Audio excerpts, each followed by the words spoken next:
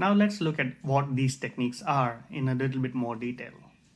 So I have categorized these techniques of influencing or persuasion in three different buckets. The first is connecting techniques, which comprises of reciprocation, bonding, and references. The second category is committing techniques, which has promise and vested. And then the third category is controlling techniques. This has authority, loss anxiety, and vividness. So we will talk a little bit more about each of these now. So the first set of techniques is connecting techniques. And why I call them connecting techniques is because these are the techniques where you connect with the other person. And that connection will then help you influence the other person. So for example, reciprocation is the give and take. I scratch your back, you scratch mine. That kind of technique where you give something to the other person and you get something back in return. And this is a connecting technique that generally influences the other person. So in a negotiation, you give something and you expect that you will get it back because that's how it works. The second is bonding. You build great relationships with the other person outside or previously and continuously. And then once you build the relationships, the bonding helps you influence the other person. And the third is references. So you use the reference of another person, a third party, and influence the person with whom you are negotiating. So these are the three connecting techniques. They are very commonly used. The reciprocation, the references, the bonding, they are all commonly used.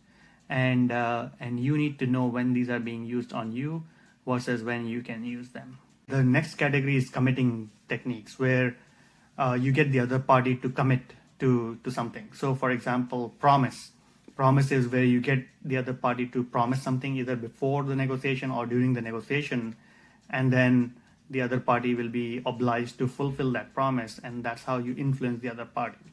So that's promise. And then vested is where you have multiple stakeholders, and in order to get a decision, you separately discuss with all the stakeholders separately, offline, get all of them buy into the idea.